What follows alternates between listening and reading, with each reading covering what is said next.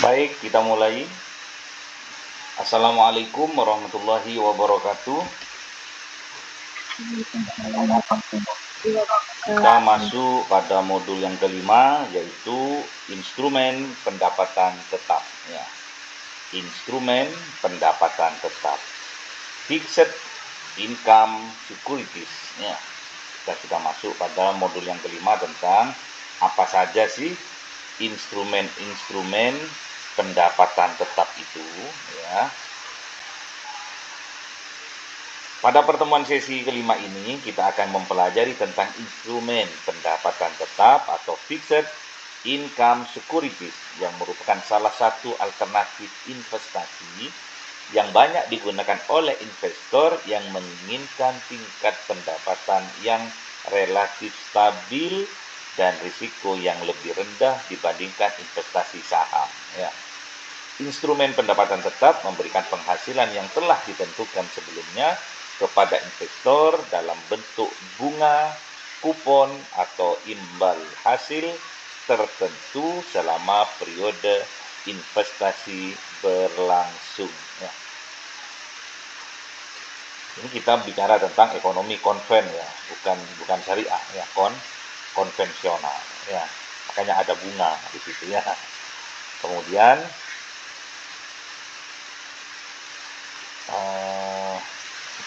dalam dunia investasi juga, instrumen pendapatan tetap memiliki peranan penting karena mampu memberikan keseimbangan antara risiko dan keuntungan. Ya. Oleh karena itu, instrumen ini sering digunakan sebagai bagian dari strategi diversifikasi portofolio untuk mengurangi risiko investasi secara keseluruhan. Salah satu instrumen pendapatan tetap yang terkenal adalah obligasi, ya. Selain obligasi, terdapat pula berbagai instrumen lain seperti surat utang negara atau surat utang negara, suku, deposito berjangka, dan instrumen pasar uang yang memberikan pendapatan tetap kepada investor. Ya. Setiap instrumen memiliki karakteristik masing-masing, memiliki karakter, memiliki keuntungan, risiko yang berbeda-beda, sehingga investor perlu memahami masing-masing instrumen sebelum mengambil keputusan investasi. Ya. Jadi kalau Mas Abdul Razak ini punya uang miliaran, ya, amin, ya, amin dulu, ya. Miliaran itu yang aman itu masukkan ke deposito, ya. Deposito berjangka 1 tahun, berjangka 5 tahun, 10 tahun, itu pasti amannya, pasti amannya. Kalau investasikan di mana, ke teman misalkan, teman punya apa itu, punya usaha tapi usahanya abal-abal. Nah, kita berinvestasi di sana jadi sudah jelas risikonya sudah sangat tinggi. Kenapa? Karena abal-abal, ya.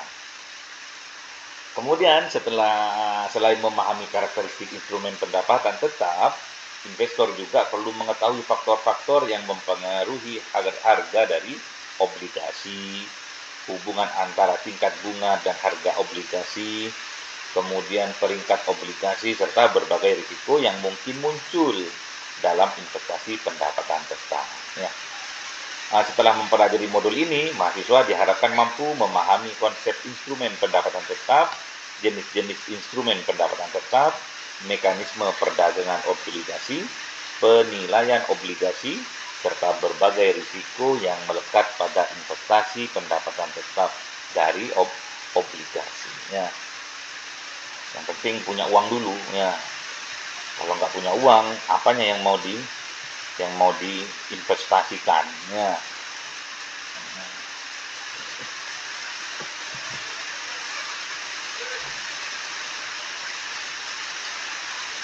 Dalam sesi 5 ini nantinya mahasiswa harus dapat menjelaskan. Di sini ada 12, ya, pengertian dari instrumen pendapatan tetap itu apa, ya, karakteristik instrumen pendapatan tetap itu apa, pengertian dari obligasi, jenis-jenis obligasi, karakteristik obligasi, komponen-komponen dari obligasi, hubungan harga obligasi dan tingkat bunga, kemudian peringkat dari obligasi, keuntungan investasi dalam obligasi, resiko investasi obligasi, pengertian suku, dan yang ke-12 harus bisa menjelaskan instrumen pendapatan tetap di Indonesia. Karena beda-bedanya antar negara, kebijakannya beda-beda.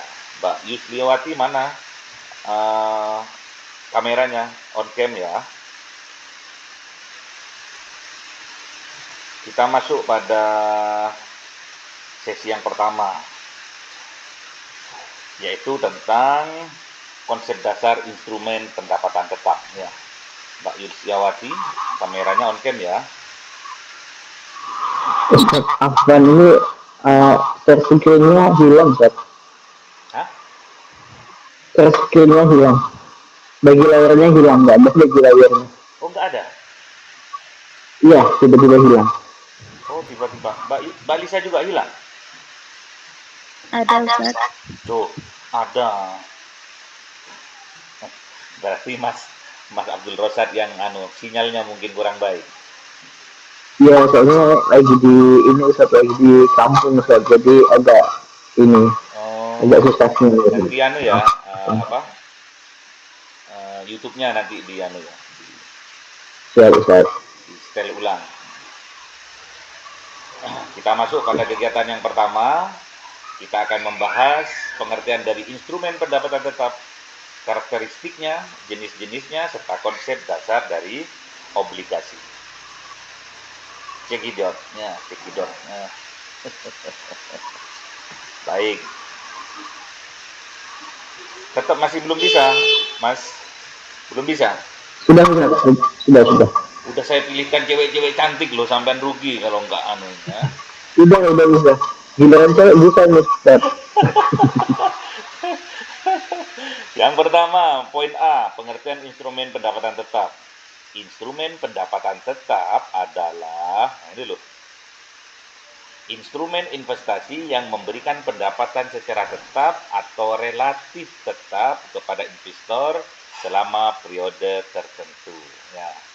Jadi kalau Anda ditanya nanti apa sih instrumen pendapatan tetap itu atau fixed income securities itu apa sih?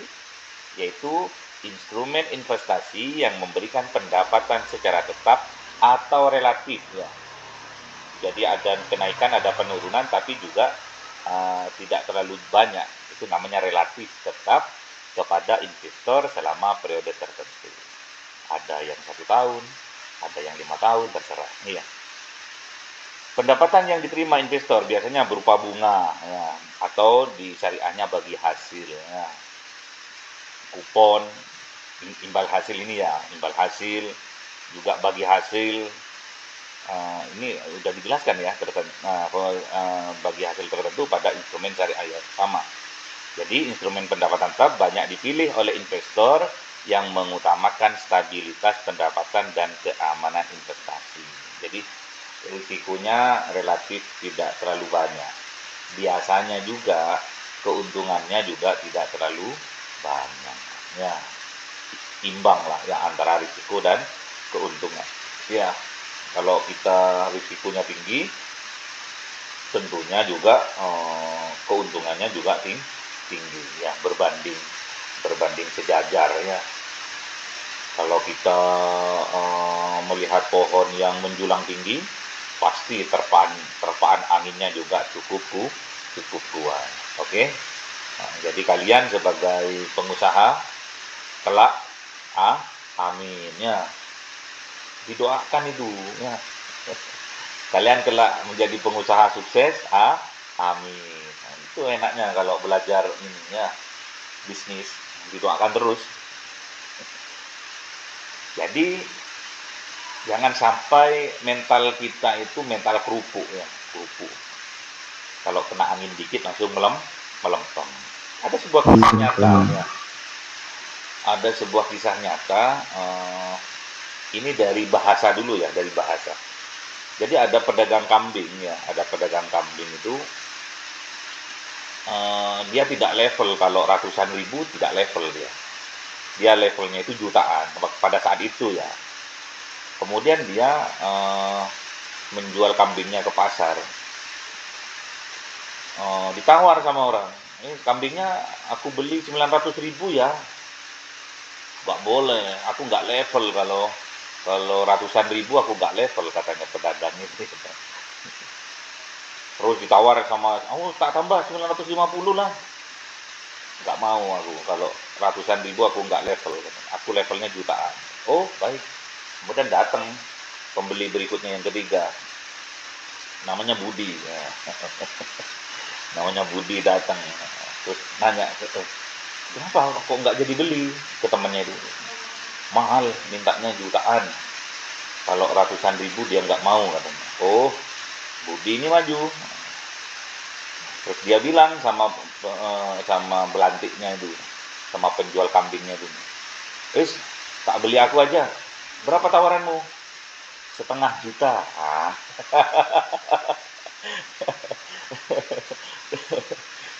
Setelah mendengar 500.000, oh, tertarik dia, langsung diberikan. Padahal 500.000 itu setara dengan 500.000. Jadi lebih banyak mana antara 4 bulan dengan 1 tahun? Banyak orang bilang 4 bulan. Empatnya yang lebih besar katanya.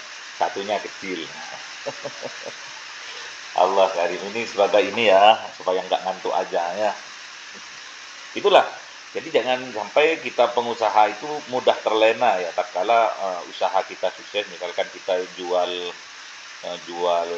dagang apa, misalkan dagang nasi misalkan ya, kita dagang nasi nasi campur atau nasi lemak atau apalah. Tatkala kita banyak pelanggan datang, kita itu jangan cepat merasa puas ya. Lihat dulu, kenapa ini kok banyak datang? Oh ternyata yang datang pelanggan baru misalkan. Kita harus lebih berhati-hati. Bahkan kita itu minta maaf sama pelanggan baru itu. Apa maafnya? Mungkin ada keteledoran dari kami minta maaf, misalkan kuahnya misalkan terlalu asin, misalkan gitu ya, atau kurang garam, kurang sedap, tolong kritikannya dan masukannya gitu. Itu langkah awal ya, untuk supaya apa yang kita ciptakan, yang kita buat itu satu, mendapat respon, dan respon itu nanti akan menjadi kritikan yang membangun buat kita. Nanti apa yang kita kelola, apa yang kita perdagangkan di situ akan mencapai kualitas yang sempurna atau mendekati sempurna atau relatif, relatif sempurna ya. Oke. Jadi jangan sampai mentalnya mental kerupuk. Setelah dia sudah berjalan 1 bulan, rame warungnya, dapat 1,5 bulan mendadak sepi. Ternyata berjarak 300 meter ada warung pesaing yang menjual produknya sama dengan produk kita. Kita nggak boleh kita langsung, kok nggak ada yang kesini, wis tak tutup aja warungku, ya bangkrut ya. Itu ya. Kenapa orang itu kok lari ke warung yang baru buka? Karena pingin mengetahui apa sih bedanya. Bedanya dengan warung yang langgananku yang pertama nih, apa sih bedanya? Kalau memang bedanya nanti lebih lebih enak, lebih bagus,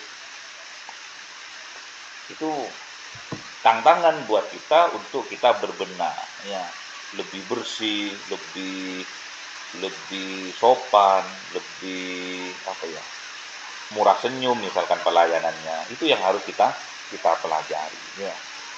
Pelanggan baru di tempat yang baru itu hanya coba-coba sebetulnya.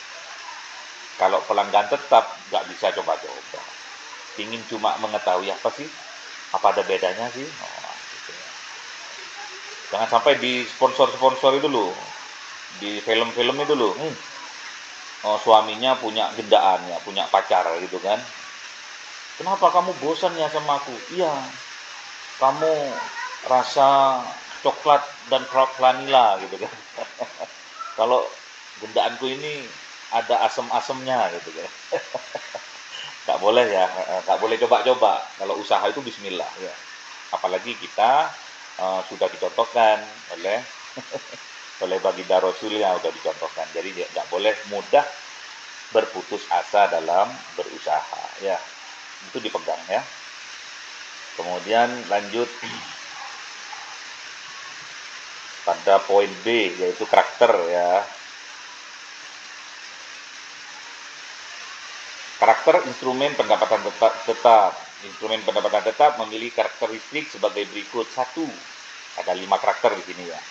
Memberikan pendapatan yang relatif tetap. 2. Memiliki jangka waktu tertentu. 3. Tingkat risiko lebih rendah dibandingkan saham. 4. Memiliki nilai nominal tertentu.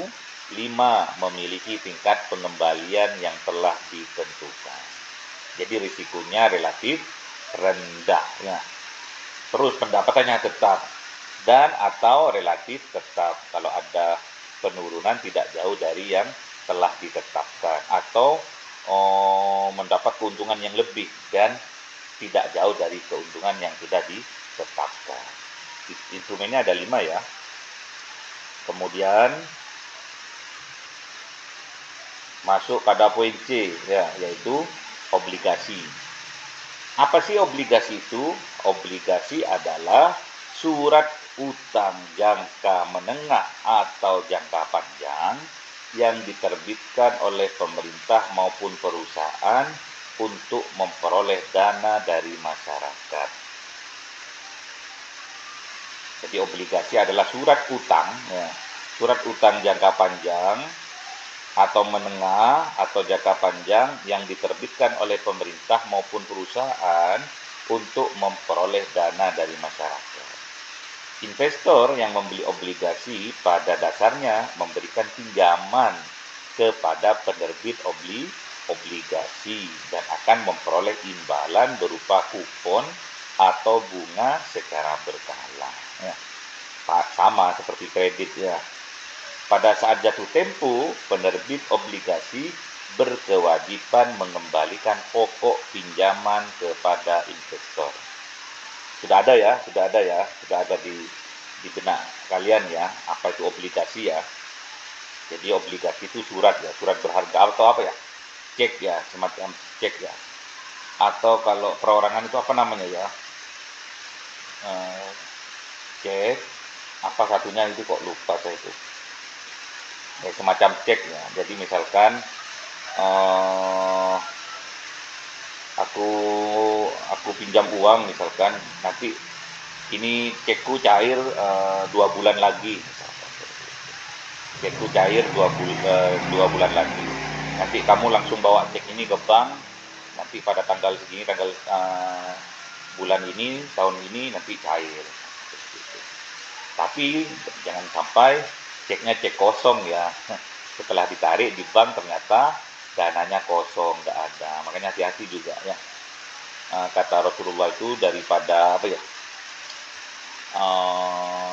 Misalkan kita berdagang supaya dagangan kita berkah, kalau perlu hindari dari berhutang ya. Biar berkah. Hutang untungnya banyak. Cash untungnya sedikit. Kata Rasulullah, lebih baik cash untungnya sedikit daripada kredit untungnya banyak. Kenapa? Yang cash itu ada di tangan, on hand ya. Ada di tangan kita sudah. Plus keuntungannya walaupun sedikit, misalkan keuntungannya hanya 100.000 misalkan. Jadi harga barangnya 1 juta, untungnya 100.000. Jadi 1.100.000 ada di tangan kita, on hand di tangan kita ya.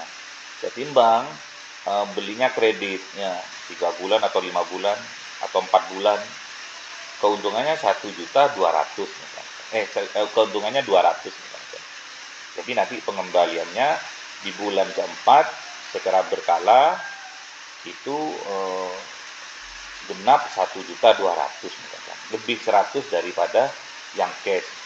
Kata Rasulullah, lebih baik cash walaupun keuntungannya sedikit daripada kredit walaupun untungnya banyak ya. Karena risiko juga setelah dapat beberapa bulan macet. ditagih ngalor ngidul alasannya ya. Mas, pripun mas? Katanya 4 bulan. Oh iya, maaf ini. Akhirnya menghindar, akhirnya bermusuhan. Ya. Jadi hutang itu penyebab orang bermusuhan. Jangan sampai berhutang ya. Jangan sampai berhutang kita. Dan juga orang yang meninggalkan hutang itu kalau sampai dia mati, maka dia akan terhalang dari masuk surganya Allah gara-gara hutangnya. Ya. Kata Kanjeng Nabi ya, bagi orang yang mati syahid pun ya, kalau dia masih punya tanggungan hutang, dia akan terhalang dari masuk surga. Ya. Yughfaru lisyahidi kullu dzambi illa dain. Akan dimaafkan, diampuni seluruh dosa-dosanya orang yang mati syahid kecuali satu, illa dain, kecuali hutangnya. Ya. Jadi jangan sampai kita berhutang, karena kita akan terhalang dari masuk surga kalau kita mati besok masih punya tanggungan hutang. Oke, deal. Lebih baik kita ngutangi ya. Berarti kita banyak uang ya. Semoga kita dikaya rayakan oleh Allah Subhanahu wa taala. Kemudian masuk pada poin D, komponen-komponen dari obligasi. Suatu obligasi memiliki beberapa komponen utama, yaitu ada 4 ya. Yang pertama nilai nominal atau par value. Yang kedua kupon atau coupon rate, dan yang ketiga jatuh tempo atau maturity date, dan yang keempat harga dari obligasi itu sendiri. Ya.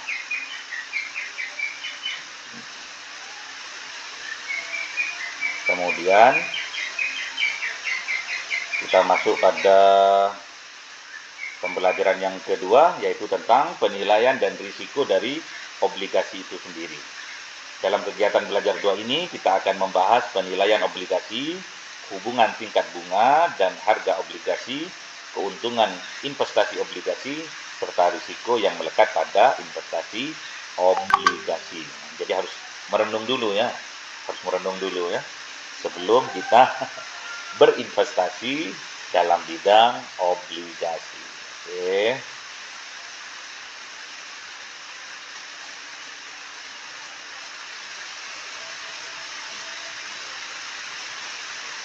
Yang pertama, poin A, hubungan tingkat bunga dan harga obligasi.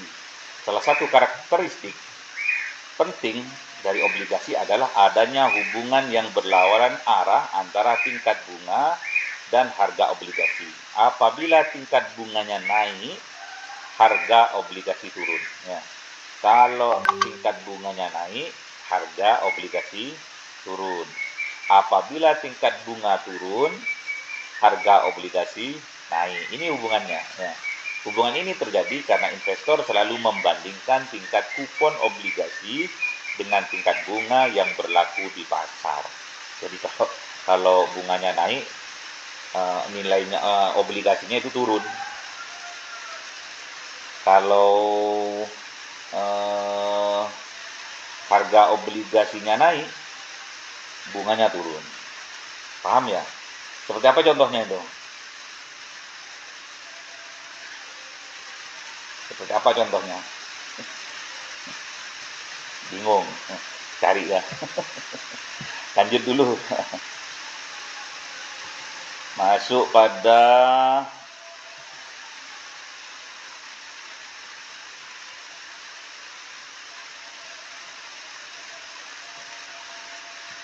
yield obligasi. Yield obligasi adalah tingkat keuntungan yang diperoleh investor dari investasi obligasi.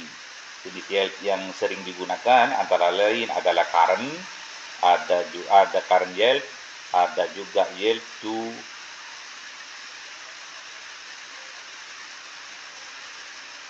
maturity ya.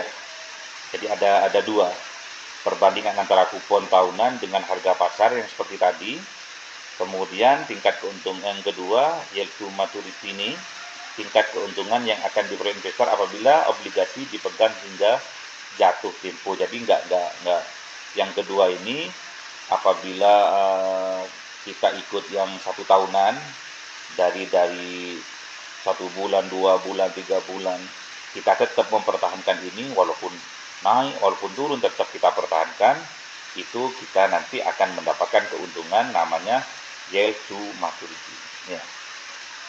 Karena kita memegang obligasi itu sampai jatuh tempo yang telah disepakati. Kemudian yang poin C,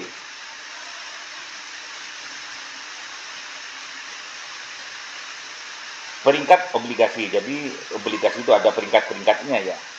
Peringkat obligasi ini merupakan penilaian terhadap kemampuan penerbit obligasi dalam memenuhi kewajibannya membayar bunga dan pokok utang. Peringkat obligasi membantu investor dalam menilai risiko investasi. Semakin tinggi peringkat obligasi, maka semakin rendah risiko gagal bayar. Jadi semakin tinggi peringkat obligasinya itu, teratas misalkan, mustahil akan mengalami kebangkrutan. Kemudian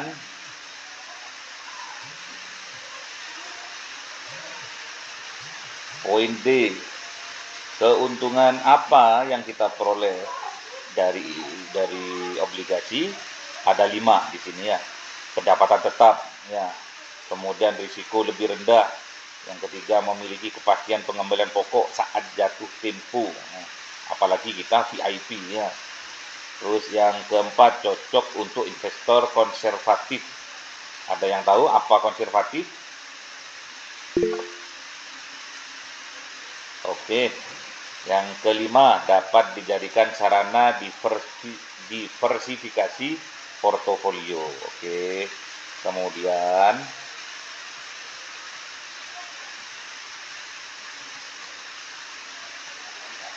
risikonya, ada risikonya juga. Risiko dari investasi obligasi, meskipun relatif aman ya, obligasi tetap memiliki risiko ya. Satu, risiko tingkat bunga. Hal ini terjadi akibat perubahan tingkat suku bunga di pasar menurun, nggak masalah. Yang penting nggak hilang ya. Kemudian yang kedua, risiko gagal bayar atau default risk terjadi apabila penerbit obligasi tidak mampu membayar bunga atau pokok obligasi bangkrut. Ya. Yang ketiga, risiko likuiditas terjadi apabila obligasi sulit diperjualbelikan di pasar, tidak dipercaya sudah ya. Yang keempat, risiko inflasi terjadi ketika tingkat inflasi lebih tinggi daripada tingkat keuntungan obligasi seperti krisis kemarin tahun berapa itu? 97-98 ya. Kemudian masuk pada suku ya. Suku ini sebagai instrumen pendapatan tetap syariah. Jadi suku itu sebagai instrumen pendapatan tetap syariah. Suku merupakan surat berharga syariah yang diterbitkan berdasarkan prinsip-prinsip Islam atau prinsip-prinsip syariah Islam. Berbeda dengan obligasi. Obligasi ini identik dengan konvensional ya, yang menggunakan bunga. Namun suku menggunakan akad syariah seperti mudharabah, musyarakah, ijarah, dan wakalah. Keuntungan yang diperoleh investor berupa bagi hasil atau ujroh atau bayaran sesuai akad yang digunakan. Ya, kita kalau mau ikut suku nggak apa-apa, ikut suku punya negara boleh ya. Kemudian di Indonesia apa saja kalau di Indonesia itu instrumen pendapatan tetap di Indonesia apa saja? Ada 6.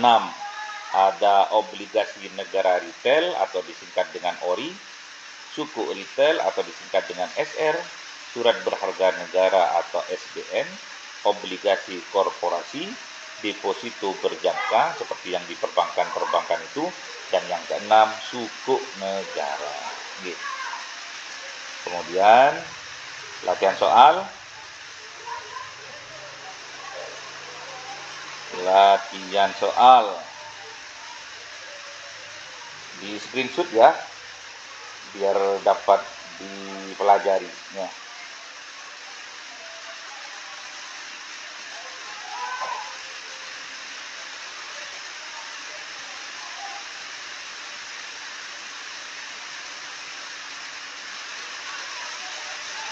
Apa? Ada yang tahu? Pengertian instrumen pendapatan tetap. Tadi sudah ya. Instrumen investasi yang memberikan pendapatan tetap atau relatif tetap dalam bentuk apa? Bunga, kupon, imbal hasil selama periode tertentu. Yang kedua, apa yang dimaksud dengan obligasi? Obligasi adalah surat utang yang diterbitkan oleh pemerintah atau perusahaan sebagai sarana memperoleh dana dari masyarakat atau dari investor. Yang ketiga, sebutkan komponen-komponen utama obligasi. Apa saja komponen utamanya? Nilai nominalnya, kupon, harga obligasi, dan jatuh temponya. Yang keempat, mengapa harga obligasi dan tingkat bunga memiliki hubungan yang berlawanan? Kenapa? Apabila tingkat bunga naik, maka harga obligasi turun. Nah, kenapa kok itu terjadi? Pertanyaannya gitu kok.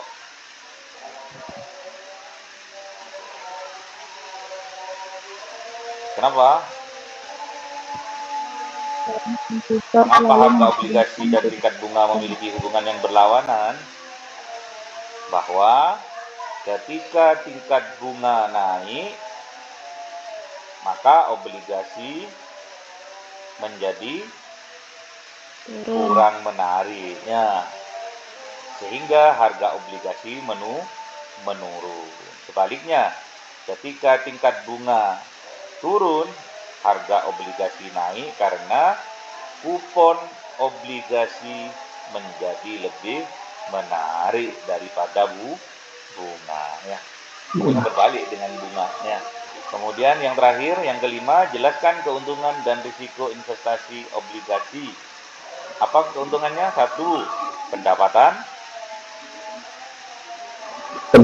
relatif tetap. Dua, risiko relatif lebih rendah. Tiga, pengembalian pokok saat jatuh tempo. Kemudian risikonya, risiko bunga. Apa saja risikonya? Risiko bunga. Kedua, risiko soal risiko tingkat bunga, gagal bayar. Yang ketiga, risiko likuiditas, dan yang keempat, risiko tatkala inflasi. Oke, terakhir kita masuk pada pilihan ganda.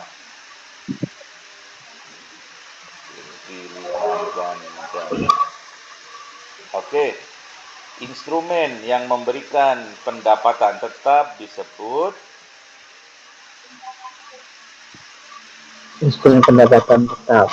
Instrumen pendapatan tetap. Ya, yang kedua, surat utang yang diterbitkan oleh pemerintah atau perusahaan disebut obligasi. Pinter.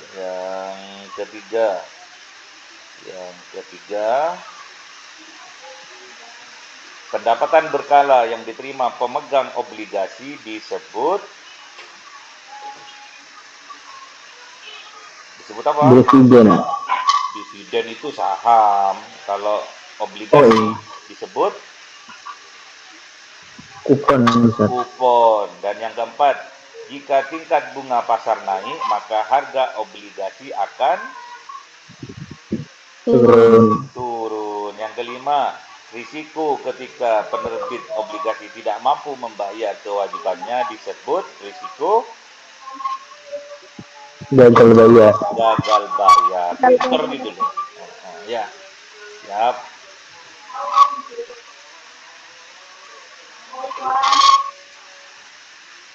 Tadi nggak masuk tadi. Oke, jumpa pada sesi ke-6, pada modul ke-6, yaitu konsep portofolio. Terima kasih atas kesetiaannya, berada di jalur yang lurus. Kita tutup dengan doa kafaratul majelis. Semoga ilmu yang kita dapatkan menjadi ilmu yang barokah, manfaat, sehingga menjadi wasilah kesuksesan kita, kebahagiaan kita, keselamatan kita, dunia sampai akhirat. Mari kita bersama-sama membaca doa kafaratul majelis. Bismillahirrahmanirrahim. Subhanakallahumma wa bihamdika asyhadu an la ilaha illa anta astaghfiruka wa atubu ilaik. Assalamualaikum warahmatullahi wabarakatuh. Tetap semangat. Semangat jadi pengusaha. Ya. Amin, amin.